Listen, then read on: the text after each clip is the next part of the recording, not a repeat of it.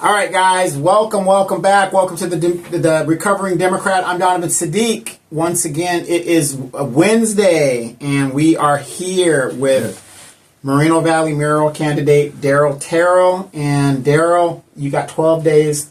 I think it's 13 days. Yeah. 12, 13 days. Yeah.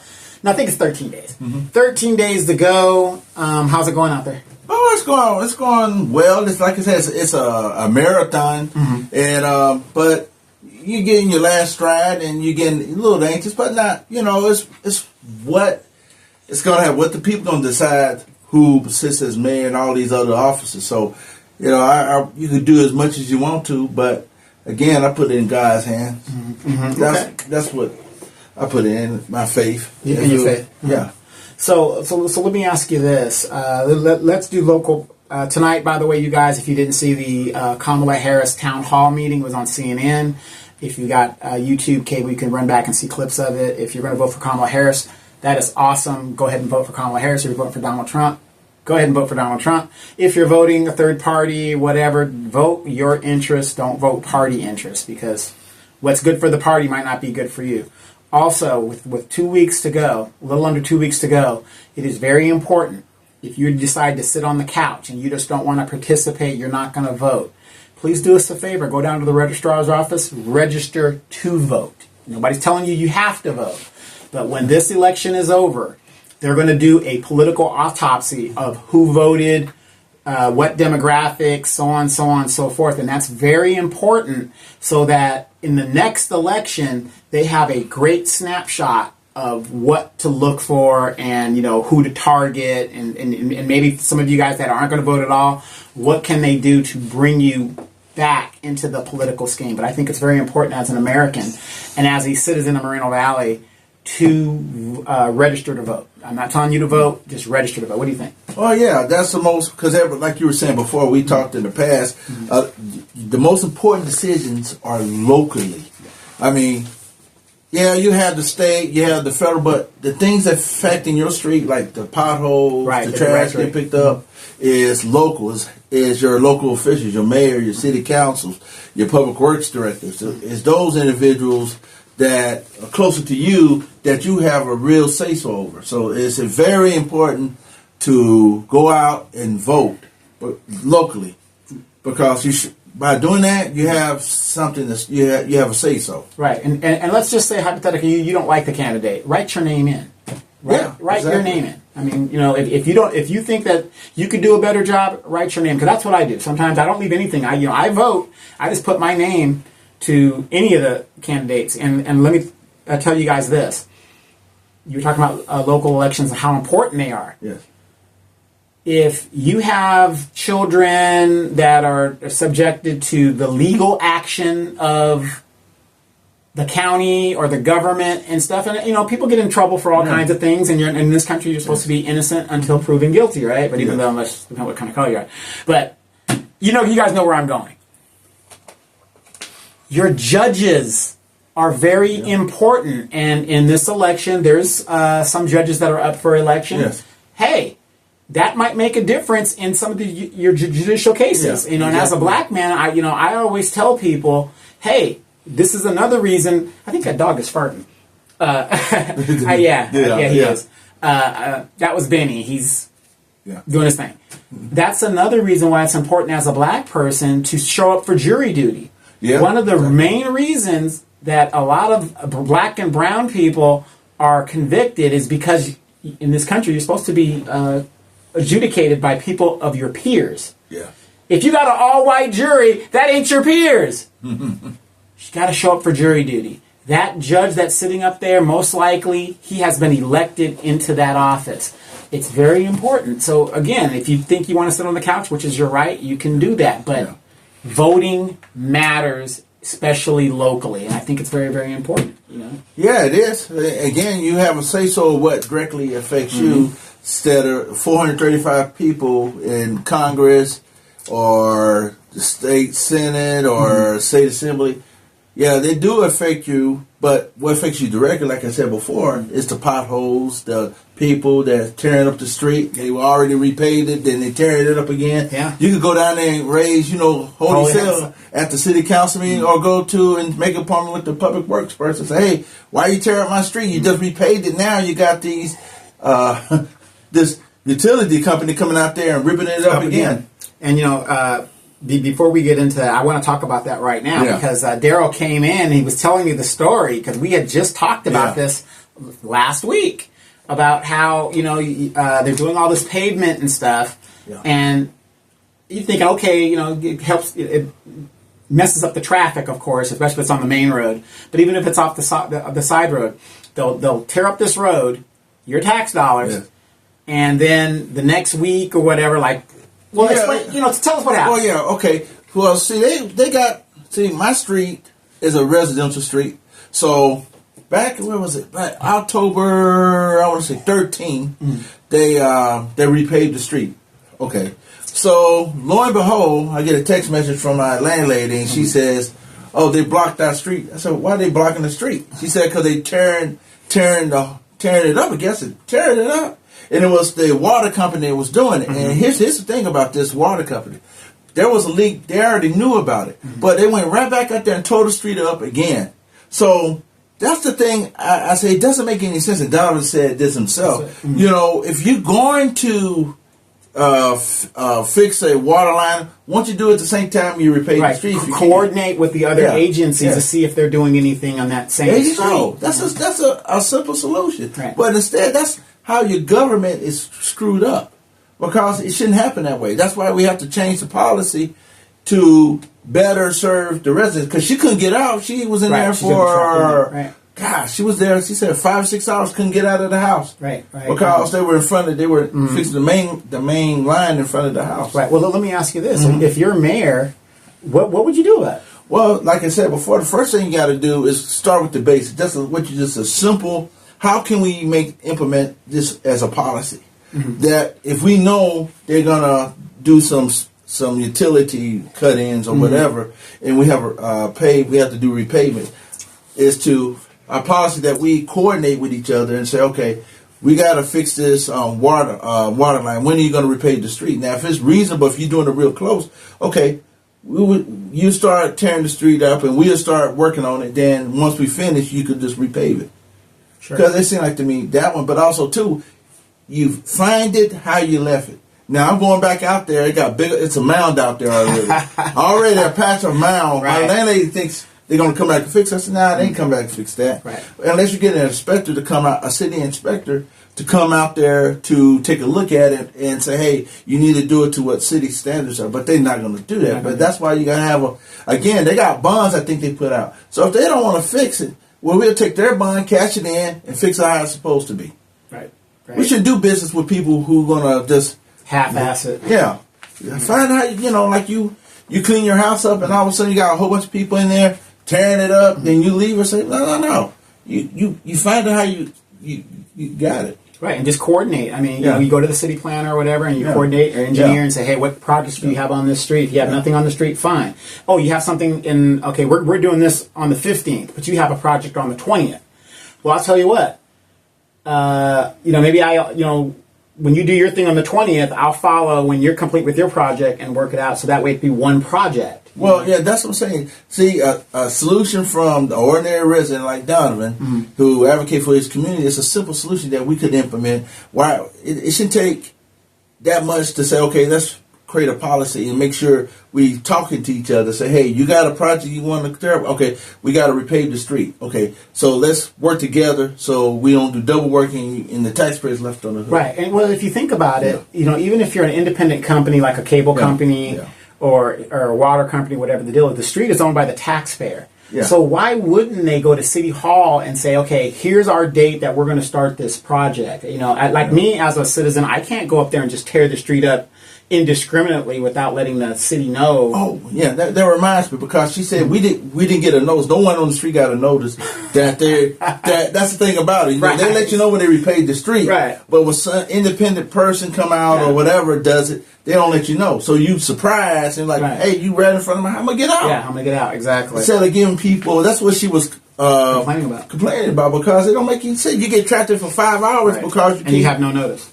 Exactly. That's what her complaint was. You tear the street up, then you have no notice. The city don't notify you, or the utility company don't notify you that they're going to be, or a courtesy knock to let you know, hey, we're going to do construction. If you got to do anything, this is what time we're going to do it. But no. Right. But you need to know that in advance, because what if on that day I might be going on vacation, or something might happening. So as a mayor, I hope you're going to do something about that. Oh, yeah. I mean, this is just reality stuff that affects everybody. Okay. I mean, it's not something that you have to put on a thinking cap. It's just common sense. Common sense ain't so common nowadays. No, more than common sense. $10 to $20. Well, I don't know if you're aware. We're just doing local politics right now. I don't know if you're aware. Last night, I was at the school board till 10 o'clock. Public speaking was pushed to the back of the meeting. Now, I don't have any kids in the school board, and I don't know if you saw it or whatever. I'm sure you heard about it. But we're a commuting city. Yes. And if I'm a commuting parent, one of the things the school board is proposing to do is to move the meeting time to 5 p.m. What is your thoughts on that as mayor? You said moving the meeting? Well, first of all, they want to have it start at 5 p.m. versus the 6 p.m. Now, as a commuting city, which I keyed you in on, how's that going to work for parents? It won't, because you're stifling debate or freedom of speech, because that's the whole reason why they're doing that, because they don't want to hear people that has a issue, especially families, like you were saying, because some of these people are still trapped on the road. So how are they going to get to the school board meeting? So to me, it's like everything else. Like Roy was talking about this, a coordination where we could go to both meetings. If you want to go to council meeting, you want to go to school board meeting, you want to go to Val Verde or Moreno Valley Unified, that there should be some coordination where people can go to do these meetings. Because as a parent, and address issues. Yeah, and to do what they're trying to do is try to stifle debate. Right. And you got working parents. We're a working community. And here's my, I didn't mean to cut you off. Yeah. And here's my thing. I want you to address this too. You only get 3 minutes, if that, depending on how many speakers there are. They're cutting the speaking time down and all this other stuff. Now, I was there last night, and I didn't see a packed house. Okay, I'm going to tell you that. I did not see a packed house. I don't have any school kids in the school district, so I really don't go to these meetings. I watch it occasionally, because that's what I do. I watch stuff occasionally. But it wasn't a packed house. Yeah. I could not understand. Okay, even the city council, if you got 3 minutes or 2 minutes, whatever they give you, it's 2 minutes for you to, and it's in the Constitution of the United States, to address grievances to your government. Yes. They're going to give me 2 minutes if you care about what I say or what I don't say. Let me say what I got to say and let me go. And that should be in the front of the meeting. That should never be put at the back of the meeting. We didn't get out of there till 10 o'clock. Well, that was the whole thing, to wear people down. So, get people to throw their hands up. Well, I got to get up and work at 2 o'clock or 3 o'clock in the morning, so I can't stay here all night. So it's just wearing people down to the point where they don't have any discussions or no debate. Right. Or you're just going to leave because you got to get up in the morning and get your kids ready for school the next day or whatever. And that's, I think it's, like I said, it's done by design. So what do you think is going on that the school board is doing this to where, number one, the school board is supposed to be there to alleviate problems in the school system and, approve budgets and all this other stuff. Wouldn't doing stuff like this piss off parents and activists and stuff like that in the community? Oh yeah, because again, you're trying to, because I think the reason why I think this is happening is because maybe some school boards were getting the heat because of what was going on with all the lawsuits and these bonds going up. They just don't want to hear dissension. They don't want to hear. They don't want to get the heat. But that's the price you pay being a public official. Right. People have the right to address their their government bodies. But why is it that these people that are elected, they get in there and they act like they're untouchable when you could be voted out of that office just based on the anger of the electorate? It's the drunken power, or just thinking, you're in this isolated bubble now where you feel nothing, like you just said, nothing can touch me, nobody can do anything to me, I'm untouchable. But the reality, if they recall you, then that's reality. Right. Because the thing is, you're doing it because you don't want to hear nobody's opinion about anything. It's opinions that are not popular, that opinions you probably don't like. But isn't that part of the job? Yeah, that's what it is. Criticism is part of the job. Yeah, you don't have to say anything back. You want to, but you can listen. You're supposed to listen and just take what the people are saying, because they have every right to. But not to try to stifle them, because when you start doing that, then people get this thing that you become a dictator. Right, exactly. And I just want to talk about this real quick, too. Aunt Louise Palomares. Yeah, Auntie, yeah. Auntie Palomares. Now, God bless her. If you guys go back and you look at some of the archives of Louise, who's carrying on the legacy of Victoria Baca, by the way. And when I was there last night, if you guys saw the video, you can see the video on Moreno Valley First, and you can also see it on my Facebook page. But Moreno Valley First is a good page to go to. There was a lot of violations of the Victoria Baca versus Moreno Valley Unified School District, and Victoria Baca fought so that people can talk the way they want to talk, and and get their 3 minutes and do all this.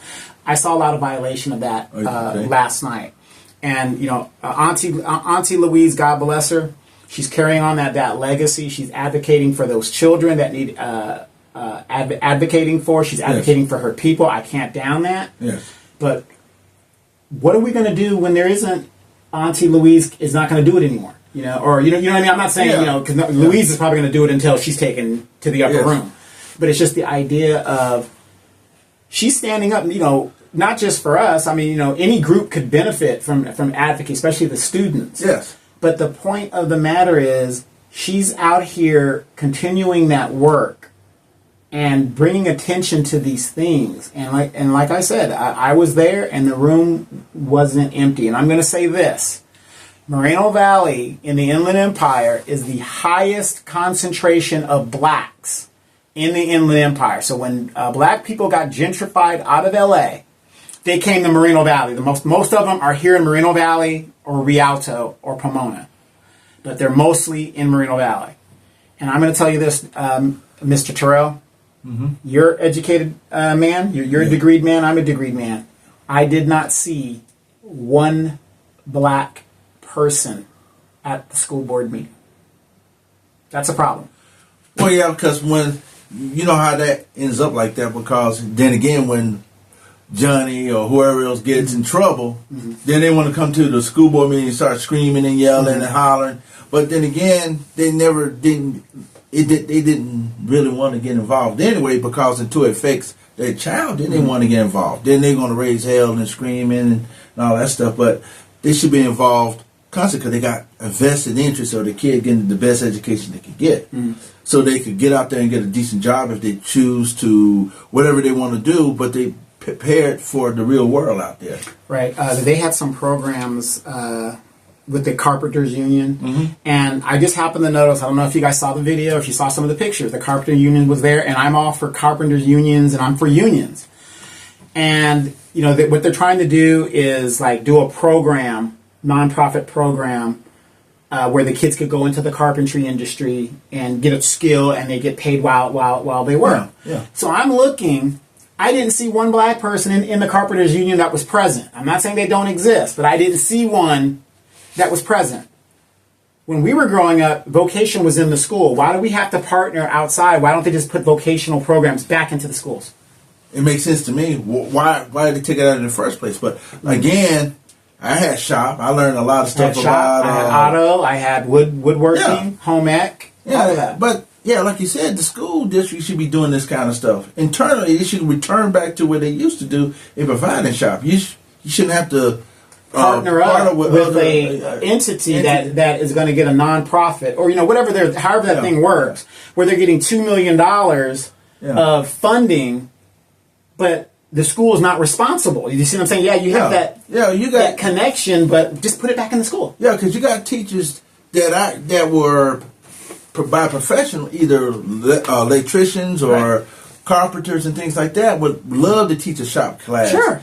Like, because kids don't know what that's like. All they know is they don't have shop anymore and all this, so they partner up. But, I mean, the best thing a school district could do is invest in their own school by hiring people that already know how to do it. Right. As a mechanic, as an aircraft mechanic, you don't necessarily have to have a degree or anything to teach mechanics. Yeah. If you're certified, you got the certification, you can just teach it. Yeah. And that's it. And then, and I'm not, like I said, I do not think this is union bashing. I'm just saying, as somebody who's neutral to the situation, I'm thinking, wait a minute. Even if you partner with the union thing, where's the union shop at? Is it that shop that's across the 215 over there? Or no. Yeah, I see what you're saying. But because to me that would make another issue for the student to get there. Yeah. Did you see what I'm saying? Yeah. It's like, why not just put it back into the schools? Well, yeah, I mean, they could, do that or have somebody teach, but most of the time, it should be done in the schools. That's what it used to be done. Right. It's always been that way. Yeah. Return back to tradition. Right. And return back to tradition is have your shop club, Mr. Aesop. I remember every time we messed up or something on something, like a lamp or something. Yeah, let's do push-ups. Right. Because he said, okay, let's do 10 push-ups. Oh no, that's too barbaric. We can't do. Little Johnny can't do that. I want him to be just so nice and sweet. Well, that's why we love the guy, because he was tough, but he was a football coach. What was one of the best movies of the 80s that really talked about shop and stuff like that? It was a horror movie by John Carpenter. Take a guess. What was It was about a car. A car? Yeah, it was about a car. John Carpenter. It was a horror movie. Remember the movie Christine? Yeah. Remember Arnie was in the auto shop, and the guy was bullying him in the auto shop and stuff. And then Christine, he sees Christine, he fixes her up, and she goes on a revenge spree and killing all these people. It's a movie, but John Carpenter, look it up. Christine, classic example of shop. And any of us that took shop back in the day, it wasn't like that, but it was that idea where you had a shop instructor and you could work auto mechanics. You can do you can do those things. And I don't know if I'm wrong about how they're going to do this thing. Yeah. But again, we just paid a lot of money in Measure M, I believe it was. Yeah. And Roy brought this up last night, as well as Louise, in regards to things are not being done correctly. I mean, you still got portable units that haven't been replaced, and where's the money going? And now they're asking for more money. So what are your thoughts on that? I know you don't. You're like me. You don't have any kids in the district, but it still comes down to we're the taxpayer. It's falling on us. Well, it's just like you were saying before about the lawsuits and all that. Why they measure's coming back because you don't have any more money. Right. But the thing is, you're not fiscally responsible. Why are you asking people for more money? Right. I guess that's as you like you were saying before. Yeah. No, go ahead. Oh no. I was thinking what he was saying, because you got all these portables and stuff. Why are you not replacing them? I mean, I thought they ran out of money or something, like they need more money to do the things that they're supposed to do. Yeah, that's not kind of money. But all I know is my property tax went up like $138. Jeez. So, and I'm in Edgemont, $138. And they're telling me they need more money, and I don't even have kids in the school district. I'm all for everybody doing their fair share, but what's happening to the money? But back to Auntie Louise again. I mean, she's continuing Victoria Baca's legacy, and if you like her, you don't like her. Me and Louise, we have our history. We all know each other and stuff like that. But I have so much respect because this woman has been down here advocating for her people and for children for at least 30-something years. Yes. Yeah. And she's doing it. She's doing it, and she doesn't care if there's one person out there listening to her or whatever. She's doing the work, and I hear people with the comments about, what's she mad about now, whatever. The fact of the matter is, if we listen to what she's saying, the woman isn't out there just to be out there. She's bringing up issues. Well, that's what I'm saying, because she has us a servant in heart because she's out there because she's fighting for the community. And Joanne too. Joanne that's was what I'm saying. speaking You as have well. that. You have that passion to fight for people. Then you're going to fight for, especially her kids, her grandkids, and she cares about them. Yeah. So, people have different ways of going about doing things, but she has a effective way. She goes up and tell it like it is. People, whether they like it or don't like it. Right. And the ones that say, what she's up there for, because she's up there because she cares. Exactly. She's not Her seeking. and Joanne. They care about the kids. Right. They want the kids to have the best education, to make sure the special needs kids are taking, absolutely, having the resources they need. Right. So I mean, it was very telling being, going to the district and listening to what was transpiring, and and my thing is this, we're older people, and Louise is maybe a year or two older than me, and we can't do this forever. So I'm hoping that other young people are being geared to challenge the system. A good patriot questions its government. Well, you have to, because you can't allow people to go unchecked. They have to be checked. And the rise of the tyrant. Yeah, because if you don't, then you will have a dictator who they say, the people don't care, so we do whatever we want to. Right, they're not paying attention, whatever. Yes. That's why